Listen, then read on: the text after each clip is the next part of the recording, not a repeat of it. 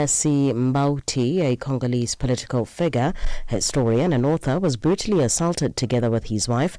An activist and member of Amnesty International, Gerald Luemba, says Mbauti has been released by the government after pressure. So right now he is in an hidden place. So we are actually doing everything in order to have him evacuated outside of Congo-Brazzaville. Because despite the fact that he has been released, the Minister of Communication never actually, while he addressed this issue, he never showed any form of empathy. Because he's supposed to represent the entire nation and every citizen. Until now, they haven't taken any action. They haven't approached his wife. They haven't launched any investigation in order to find out what really happened. And that's simply because they know that they are behind what happened. And that's the sad truth. Malawi's Ministry of Justice has filed papers before the High Court in Lilongwe opposing a review application launched by self-proclaimed prophet Shepherd Bushiri and his wife Mary against their extradition to South Africa. The couple is challenging a ruling by the Chief Resident Magistrate in Lilongwe in March this year that ordered that they be surrendered to South Africa. Our correspondent in Malawi, George Mhango, details the reason the Bushiris do not want to be extradited to South Africa. For the Bushiris, through their lawyer Wapona Kita, I have spoken with him this morning, assenting to the fact that they feel that the security of their client, the Bushiris, will not be safe, and they also want that the witnesses that have, pointed fingers at the Bushiris, that they committed those crimes, they have to avail themselves in the court of law here in Malawi for security reasons, and they don't want it to be virtually conducted. The Progressive Forces of South Africa says it will thoroughly engage with the Lungu family on its main reasons why the former Zambian President Edgar Lungu should be buried in South Africa. The forces held an urgent briefing this morning at the Gallagher Convention Centre in Midrand. The briefing addressed the concerning circumstances surrounding the late former Zambian President, including the details of his stay and death in South Africa, as well as the broader legal and diplomatic implications. National Organizer for Progressive Forces of South Africa, Bonang Sipulwa. As Progressive Forces of South Africa, we have decided that we will take the responsibility and dig in the issue of why Edgar Lungu family want to bury him in the country. We had a space, I believe, on the 18th of June after the family announced that they are not going to take his remains to Zambia. 2 people have been killed in an apparent strike on the main Roman Catholic Church in Gaza City. Several others were injured, including the parish priest. The Israeli military insists it never targets religious buildings, but it said it is investigating. The BBC's Yolandi Nell has the story. Pictures show damage to the roof of the Holy Family Church and windows broken. There's footage of the parish priest who's said to have suffered leg injuries talking to a man on a stretcher at a local hospital.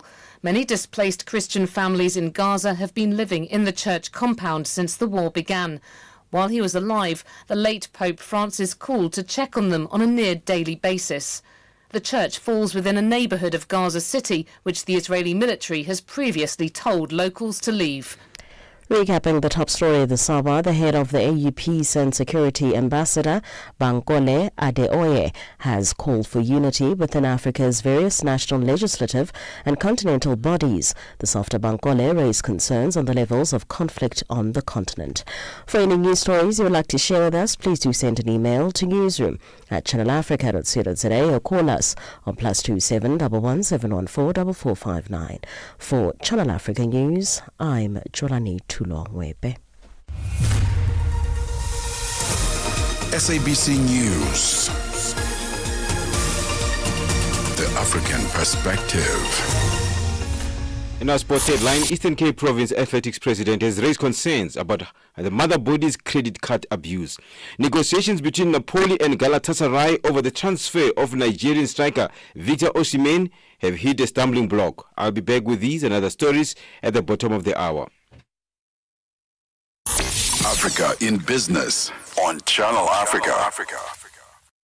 It is exactly 7 minutes after 4 p.m. Central African time. A very good afternoon to you, Africa. A lot in store for you today. As you know, every single Thursday we bring you our special G20 feature, which we host in collaboration with SAFM and Ashraf Garda. Today we'll be focusing on the finance track that is currently meeting in KwaZulu-Natal, South Africa. Also, a look at the C-suite. We're talking this afternoon to a man whose company helped put a man on the moon. He heads up that company, and I don't know how many dollars I'm going to be able to give to you as you guess who that is, but certainly a conversation that you don't want to miss. A man heading up a company with a rich history. We'll also take a look at cross-border trading as well as the new tariffs that Malawi has put in place. It's more a mandatory travel insurance that they've put in place, and Tanzania's reaction to that, saying that this will stifle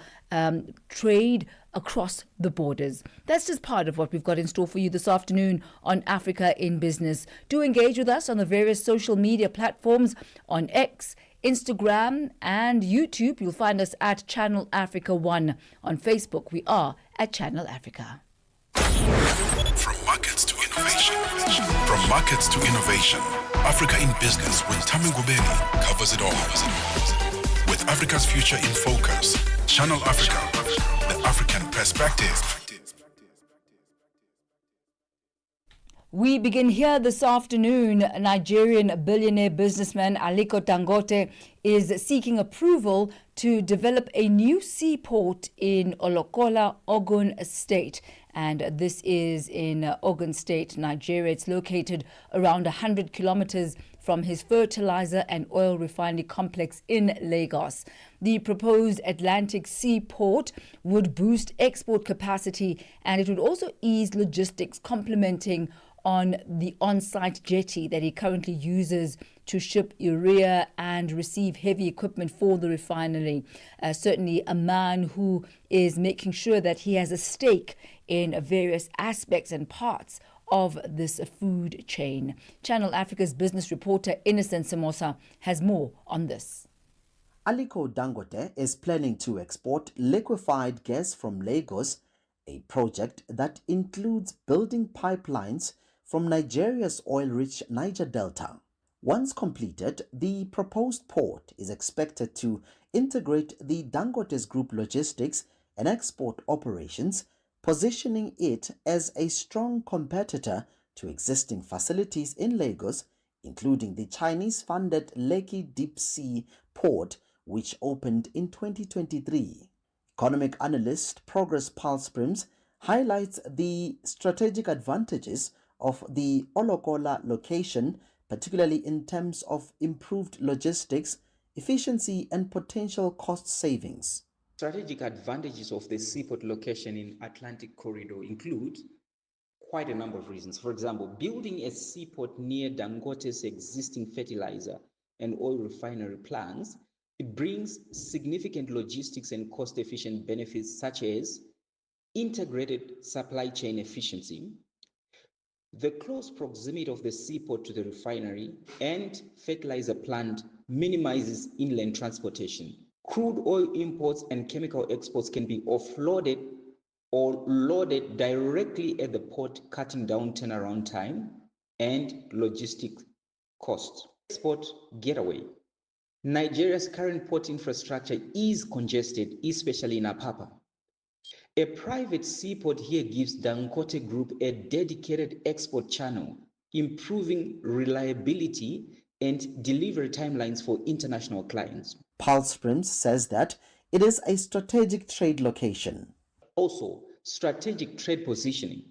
Located on the Atlantic coast, the port offers access to both West African regional markets and global shipping routes, a major plus for transshipment and regional trade.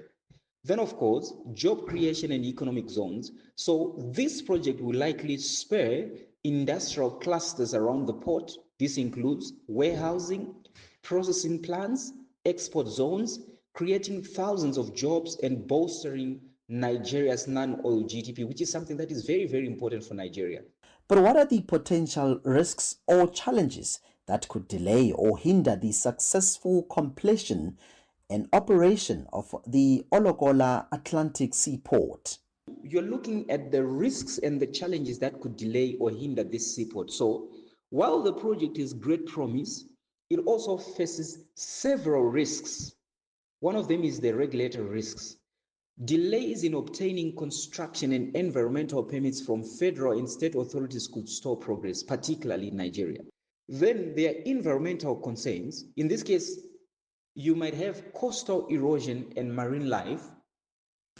You're looking at the coastline that is ecologically sensitive, so activists or environmental agencies could raise objections if environmental impact assessments show threats to marine ecosystem or erosion risks.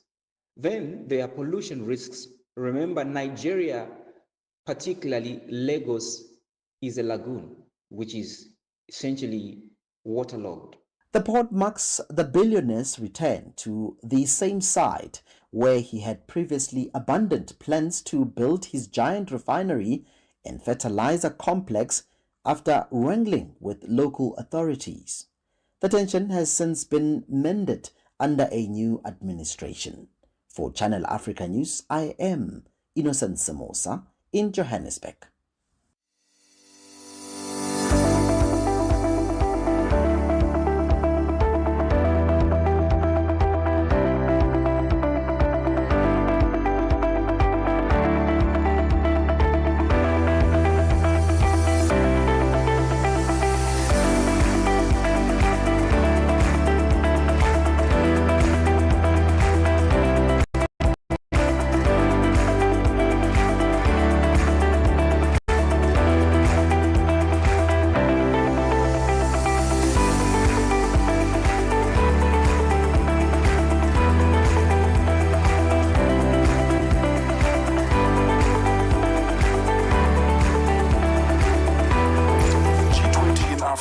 Exclusive to Channel Africa and SAFM, championing Africa through solidarity, equality, and sustainability. It's myself and Thami Ngubeni on the other side. Thami, good chatting to you as always. Hi. A very good afternoon to you, Ashraf. I must say, I'm now really looking forward to Thursday afternoons as we unpack what the G20 is up to.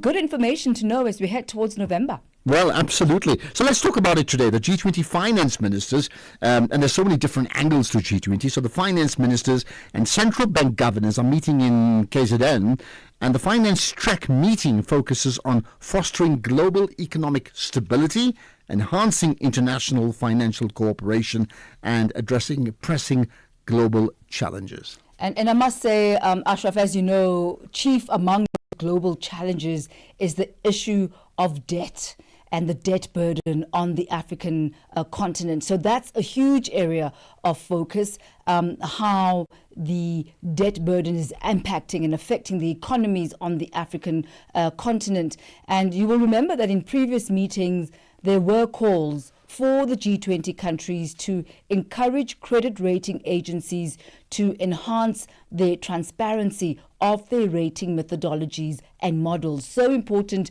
to know what it is that they consider when downgrading countries. Wow, it's a big issue indeed. So let's get some answers. We're joined now on the line by Dr. Duncan Pieterse, the Director General at South Africa's National Treasury.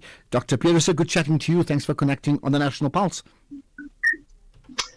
Thanks for having me, Ashraf and Thami. Happy to be here. Absolutely. Because as I say, National Pulse, I need to say SAFM / Channel Africa. It's quite unique, and maybe that collaboration reflects how we need to collaborate as a continent as well, not just as a country, right? So first things first, we've touched on the issue of debt levels and how important that is. But let me put this to you, Dr. Pieterse. Outside of that, what are the other issues that are being raised, discussed, and debated at your two-day finance track meeting? Well, Ashraf, there's quite a lot. So I'll try and run through as many of them as I can. And they are all the various issues that relate to the finance of the G20. So we spend quite a lot of time talking about the global economy, what the different issues and pressures are and how we can collaborate better to take that forward. There's also been a lot of discussion about international taxation, because of course you're bringing all the systemically important finance ministers into the room, and so alignment on tax policy is quite critical. There's been a lot of discussions about sustainable finance, about the international financial architecture, the reform agenda of multilateral development banks. We've also been doing some work on health and finance. We ran a very interesting pandemic financing simulation exercise, and then there are a few other areas as well, but it's quite a packed agenda. Okay. And you know, we'll talk about that health and financing and that pandemic preparedness a little bit later on. But what I'd like to focus on now is the issue of debt, which we raised a bit earlier on. The statistics are showing that 38% of developing countries spend over 10% of their revenue on interest payments on loans. So this is even before you start paying off the loans themselves. The interest is in itself burdensome. Could you perhaps highlight for us, Duncan, some of the proposals that have been put forward and have been put on the table by South Africa, and perhaps any of those who are present as well within the G20 to ease this burden? Absolutely. But before I get to the proposals, let me say that, of course, as South Africa, this is not something that is foreign to us. You would note that as the National Treasury, we've highlighted the fact over the last few years that in our case, where debt service costs or interest payments on an annual basis, which is around 350 billion, exceeds the budgets of police, it exceeds the budget of health, and it exceeds the budget of many other critically important spending items. So this is an issue for South Africa, it's an issue for the continent and many other countries around the world. In terms of the G20 conversation, we have focused on a few different areas. One is there's been a big discussion around Africa's development and the specific challenges in an African context. Debt is one of them, but there are others as well, like the cost of capital, macroeconomic vulnerabilities, the infrastructure deficit, and so on. We've also made some really good tangible progress around how we deal with debt distress. You may know that for countries that are in debt distress, there's a process called the Common Framework, where debtors and creditors are brought together with each other and with other parties like the rating agencies and so on, and where we discuss how to resolve the debt distress situations of those countries. And we've spent a lot of time on improving the Common Framework. We published a note on that, and Ethiopia's debt distress negotiations were finalized in the last week in a 12-month period, which is far shorter than other countries who have gone through a similar process like Zambia and Ghana have taken. So there's a lot of sort of important policy thinking that's happening, but also some very practical work around how to improve the debt distress challenges on the continent. And if I can come in there, I mean, there's been lots of talk about the issues of ratings agencies and as we know how it impacts a country when these agencies rate a country, right? So with that in mind, give us a sense of the plans being made, because I believe there's a call now to improve transparency so that you know countries and nations know exactly why they're being judged the way they are, right? What are your thoughts about that? What are the plans and some of the specific mechanisms that are being put in place and maybe being raised at the G20 at your coming together today? So we have not had a specific discussion about rating agencies, but the topic was raised in the presentation by former Finance Minister Trevor Manuel in his capacity as chair of the Africa panel to the G20 and that advises the Minister of Finance of South Africa on G20 matters, and they raised the issue quite sharply, and a lot of countries in the room, I think, agreed with the sentiment shared there in two important ways. One, the point you make around transparency of the methodologies and making sure that we bring rating agencies into the discussions. So we had a workshop on debt issues a few weeks ago, where the rating agencies themselves were also participating in the workshop in order to share their methodologies and transparency. And the other part of it is the ability of rating agencies to properly understand the jurisdictions within which they operate so that they can more accurately rate those sovereigns.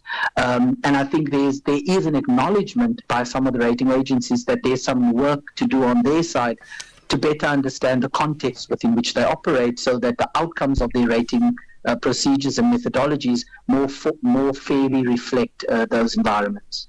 I'd like to pick up on this issue that we discussed a little bit earlier, Dr. Duncan, around health and financing, and that also being one of your key considerations. Obviously, there is a health track within the G20, and they've recently been focusing on pandemic preparedness as well as response. There's the issue of universal health coverage as well, strengthening health systems, etc. But talk to us about how these two tracks have to work concurrently in order to come up with holistic solutions, specifically around the issues that the G20 is focusing on where health is concerned. Perhaps if you could highlight some of the funding structures that are being proposed to enhance the global pandemic preparedness, which is one of the key areas of focus.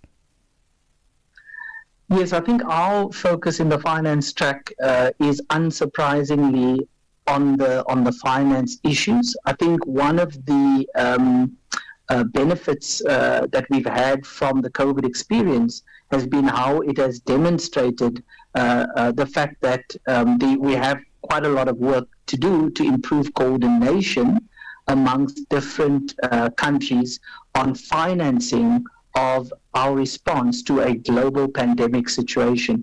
And of course, that's where finance ministers become quite important. Health ministers are critical from a policy response point of view. But to the extent that you have a global pandemic like COVID, it's going to be very important for finance ministers to establish the mechanisms through which they coordinate. And that's why the pandemic financing simulation exercise that we held earlier this week with the support of the World Bank was quite important, because it took us through a hypothetical case where an epidemic in a particular part of the world spreads to have global implications, and then we spoke about what are the different ways in which finance ministers can coordinate their response, what are the different mechanisms from a financing point of view that they can bring to bear, and what are the different facilities that are available throughout our health financing ecosystem that can also help support our response. So it was a very different kind of discussion for the G20 because it was very practically oriented, but I think the members in the room found it very, very valuable and insightful, and we've made these kinds of practical initiatives a key part of our discussions on health financing. Interesting, you're speaking of the room. Let's talk about the elephant that's in the room, or maybe the elephant that's not in the room, which is the USA, right? What are your thoughts about the implications of the USA being effectively a non-participant with G20, and how you prepare around that? Well, it's important to correct that because the USA are participating. They were in our virtual communique drafting session last week for 2 days, and they participated this week, starting on Monday, in the deputies meetings that I chaired alongside the central bank deputy Rashad Kassim, and they have been my counterpart. The US deputy has been in all of the meetings, and there's a US team here as well. Of course, the US Treasury Secretary is not here for the finance ministers and central bank governors meeting, but there are other finance ministers who couldn't make it either, and often that is more a case of domestic responsibilities and commitments rather than anything else. So we've had good engagements with the US this week. They are represented, and I think they've really helped us to have a very substantive discussion here. And I'm glad, Ashraf, that you actually asked that question around the United States. And maybe it is an opportunity, Dr. Duncan, to actually clarify this, because we do know that the United States was very vocal at the beginning of South Africa's G20 presidency. And this is largely due to strained relations with South Africa at the time, that they were not really keen on participating. Where do they stand right now, and what has been the level of their participation? Can we just put that to rest once and for all, based on the experience and the lived experience of how these track meetings have been conducted and unfolding? Yeah, so I'm not entirely engaged in the Sherpa track. You know that there's a separate Sherpa track that is led by the international relations counterparts, and I don't know what the US's participation has been there. But in the finance track, which the National Treasury coordinates with the South African Reserve Bank, we have had engagements with our US counterparts throughout in most of the meetings we've had. They have certainly been at all of our deputies' meetings throughout our presidency, and the engagement has been there. Of course, the US is planning to take over the presidency of the G20 next year, and our understanding from them is that they intend to continue to do so, and therefore it is quite difficult then to be in a situation where you are not attending deputies' meetings or discussions during our presidency and then to take over the presidency next year. So certainly from a finance track perspective, there has been engagement. We've been working on a communique last week and this week here in Zimbabwe. And what's important about that is that it's a consensus document. And so all the members in the room have to agree to the language that is used there. And our US colleagues have been part of those discussions and negotiations. Okay, that's where we can leave it. Appreciate your input for the last 15 minutes or so, Dr. Duncan Pieterse, Director General at South Africa's National Treasury, and as part of this G20 SAFM Channel Africa collaboration. Thami, as always, thanks for joining us too. Let's now get to the news headlines. Here's Ondela.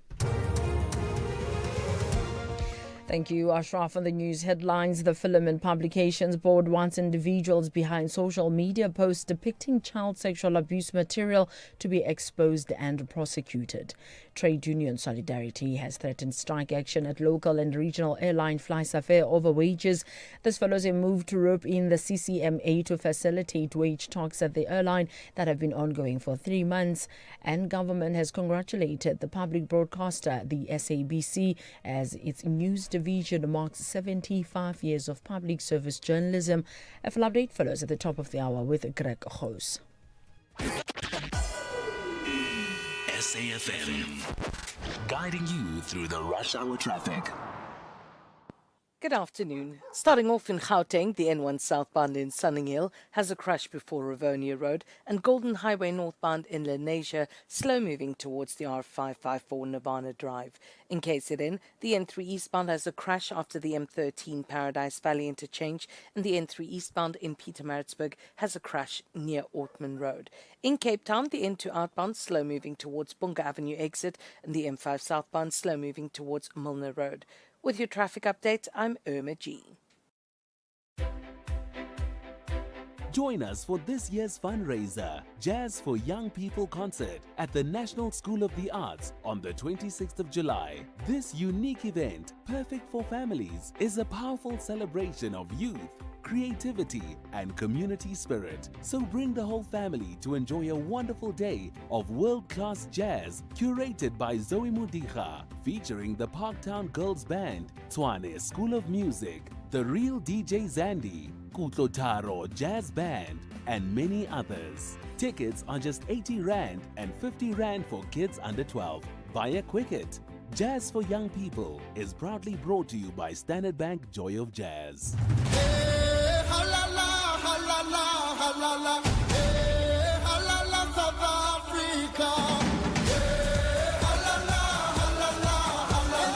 Hi, my name is Andile Thami, goalkeeper of Mamelodi Sundowns and Banyana Banyana. If I received 10 million to stop being a goalkeeper and become a boxer, no, I don't think I would do it. Flying the flag high is something that I carry in my heart. What do I like about SABC Sport? It caters for all, rich and poor.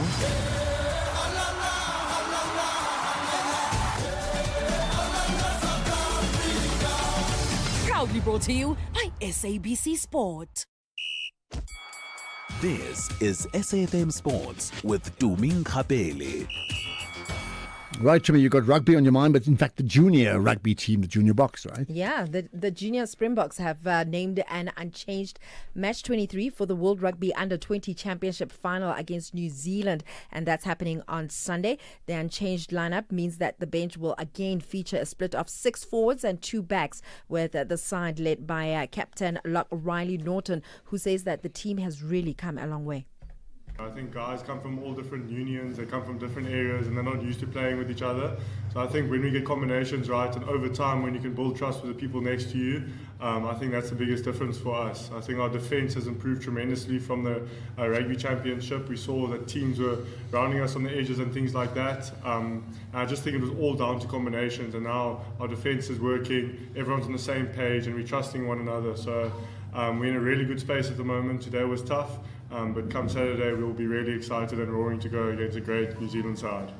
Well, kickoff is at 8:30 p.m. Then moving on to cricket. Cricket South Africa have appointed Patrick Moroney as the new convener selector for the Proteas men's team, and it's effective from the 1st of August. Now, Moroney brings over 2 decades of experience, having served in roles ranging from director of sports and marketing at school level to key selection positions with the SA National Academy, SA Emerging, and under-19 teams. Moroney is tasked with steering selection across the Proteas, SAA, and high-performance squads, a move Cricket South Africa says is central to its broader national team strategy overall. Then in tennis, world number 1, Aryna Sabalenka has withdrawn from the WTA Canadian Open tournament in Montreal due to fatigue, missing the 27th of July to the 7th of August event. It leaves the reigning US Open champion only one major tune-up at Cincinnati in August before she tries to defend her crown on the Flushing Meadows hard courts. Then in boxing, former world champion Manny Pacquiao says that he's embracing his underdog status. This is as he's getting ready to turn back the clock when he steps out of retirement to face WBC welterweight champion Mario Barros in the Saturday showdown. This is at the MGM ground. Now, the 46-year-old feels rejuvenated after 4 years away from the ring and said that he was returning for another opportunity to make history. Anything's off with basketball. Team South Africa women's basketball coach Teslyn Davis says that her side will make the most out of being part of the FISU World University Games in Germany. This is following the inclusion of the 3x3 format. Davids is guiding a group of student athletes that she believes can grab the opportunity on the global stage. And mind you, this is the first time since 2005 that a female team represents South Africa at the Games, and being asked to lead them this year will be one of David's memorable milestones in her decorated career. 3 of them have previously played with us with Kuksa last year, which we won at Tux. And then we have a new girl who is in a first ever national experience, Toriso. She's at Tux. And they're a nice bunch of kids, great attitude, coachable. And I felt like this bunch is built different. And I think they were built to, be able to compete at the side. Ashraf, before I leave, off the top of your mind, do you remember of any athlete that retired, came back, and did even better than they did while they were or before they retired? If it's sports, any sports, then I say any sports. Then it has to be boxing, because boxing they retire and they come back all the time. They do, but then is there one that that you feel like after retirement and he came back? Well, George Foreman comes to mind as a boxer, but maybe there are others. On the same level? The problem is that the sport was diluted when he came back. Okay. So they were even more. In boxing, as you know, they have their own.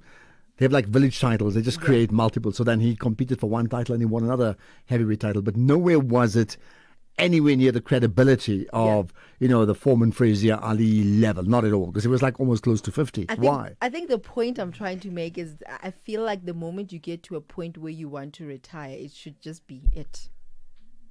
And that's you shouldn't change your mind to say, no, actually, I want to come back. That's my thinking. But what brings that up? I mean, are we talking about Manny Pacquiao? I guess he's now coming back, and he's been coming back, right? And but he's in politics as well, isn't he? Yes, he was at one stage.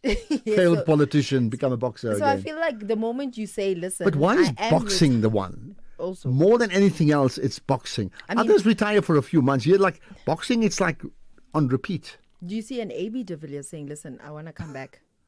I wish he never did retire, but he's making money in IPL, and I think it's phenomenal. No, I wish he did play for South Africa, clearly. Yeah. Well, I'll have more on other sports in the next hour.